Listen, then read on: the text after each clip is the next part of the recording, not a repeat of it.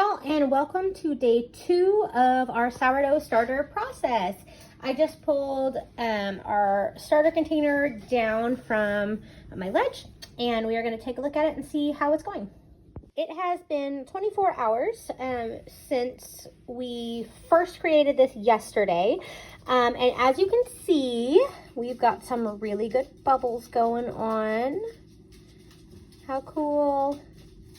It's very bubbly, but it hasn't really grown a whole lot, which is absolutely okay. That is something that, especially right now, we have a lot of cold temperatures.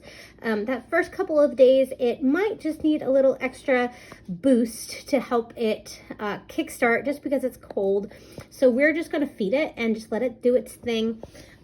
If it needs a little bit of help and put somewhere a little bit more warm, we can definitely do that. But it looks like it's working, so we're just gonna let it be.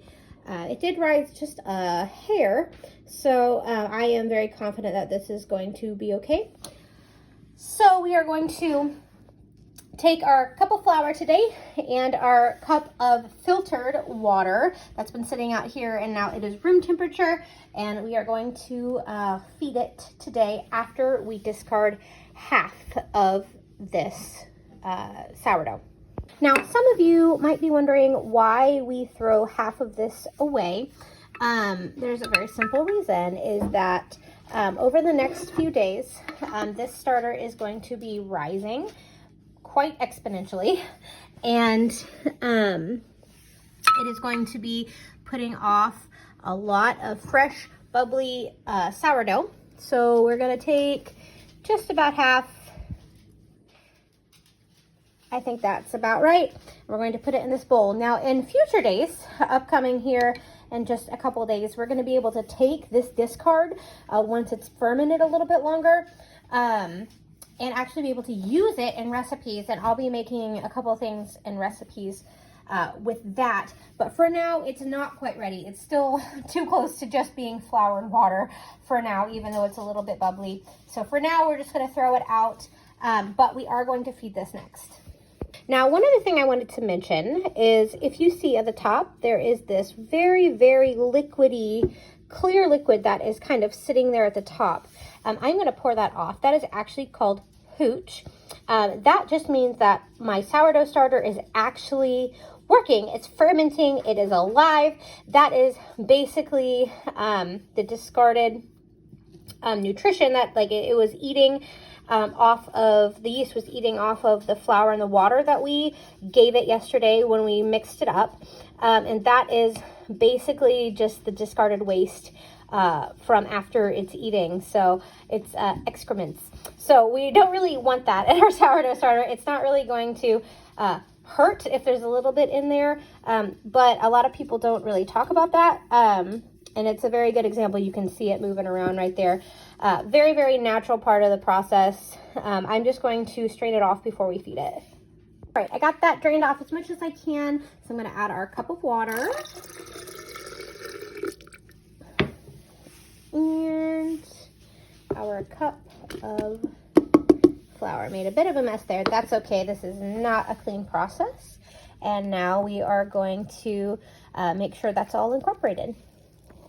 All right, I scraped the sides, not super well. I will clean that up in a little bit.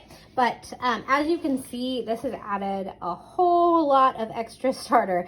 That is why we always discard half while we're feeding it and while we're growing it, because that adds up quickly. I have a huge jar, but if you do not have a huge jar, that will very, very quickly overflow this, especially if it's going to be doubling in size. If you have to take out a little more than half, then that is okay. Just make sure that you leave enough for that fermentation process to actually occur. You don't want to take out all of these and then basically you're starting over again. That will hinder how quickly that your sourdough starter will be ready to actually start baking loaves. I've moved my rubber band to reflect today's new amount that we have. And we will take a look at it again tomorrow. Let me put the top on. All right, we put this guy back up on the shelf, put his rubber band back on with his flour sack towel. And again, just a reminder, that is just to make sure that no floating debris, hair or dust, or even flies, or fruit flies, can get into the top of this mixture. It smells really good to them, and they like to come and settle into it, and nobody wants flies in their sourdough starter. So we've put him up here next to his little friend Herman. I got a lot of comments saying that Herman is very, very cute. That's his little fermentation buddy here, is little Herman the sheep.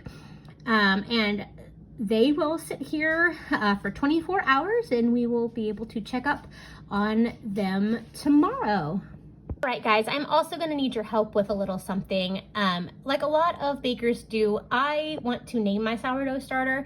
Since it is alive, I think it deserves a name. It does a lot of work for us around our house as far as baking delicious bread and delicious bakery items. So I'd like to respect it by giving it a name. But I have no idea what to name it. So if you have any ideas, or anything just jumps out at you, please comment down below and let me know what you think. And I will pick from some of the ones in the comments if I find one that I really, really like. So let me know what you think. We'll see you guys tomorrow.